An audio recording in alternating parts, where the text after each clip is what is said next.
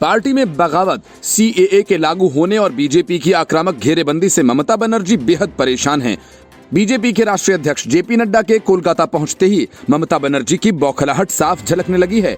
वजह यह है कि जेपी नड्डा के निशाने पर ममता बनर्जी और उनके भतीजे अभिषेक बनर्जी का गढ़ है। नड्डा ममता के क्षेत्र में डोर टू डोर कैंपेन करेंगे।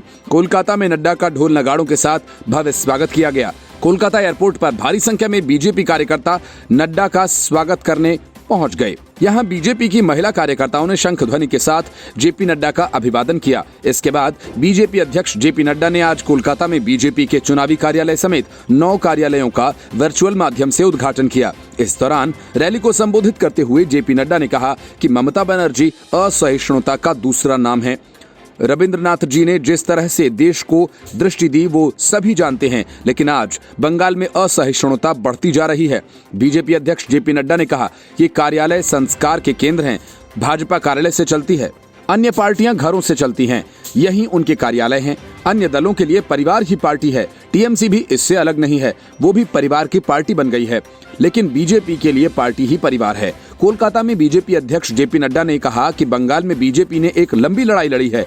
पहले बंगाल में हमारा वोट प्रतिशत 4 था, 2014 में 2 सीटें हो गईं और हमारा वोट प्रतिशत 18 पहुंचा। 2019 में हमारी सीटें 18 हुईं और हमारा वोट प्रतिशत 40 पहुंचा। 2021 के चुनाव में भाजपा 200 सीट से विजयी होगी। बीजेपी के रणनीतिकारों ने ममता बनर्जी और अभिषेक बनर्जी के क्षेत्र में पार्टी के गहन प्रचार अभियान को ममता के गढ़ में सर्जिकल स्ट्राइक का नाम दिया। सूत्रों के मुताबिक बीजेपी ममता बनर्जी के क्षेत्र भवानीपुर, अभिषेक बनर्जी के संसदीय क्षेत्र डायमंड हार्बर में 4 महीने का आक्रामक अभियान चलाने की रणनीति बना रही है।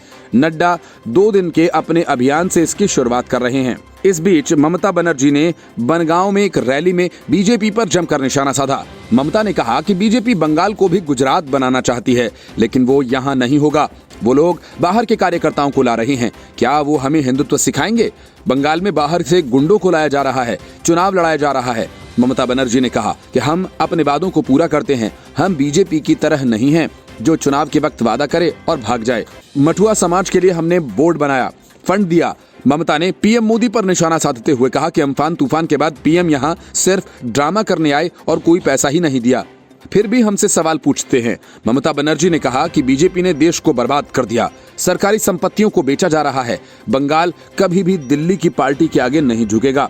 बॉर्डर के उस पार से लोग यहाँ आए तो हमने खुले दिल से उनका स्वागत किया, लेकिन अब आपको सीएए के नाम पर डराया जा रहा है। अगर सीएए शुरू हुआ तो वो आपसे आपके पुरखों के कागजात मांगेंगे। ममता ने कहा कि हम ऐसा नहीं होने देंगे।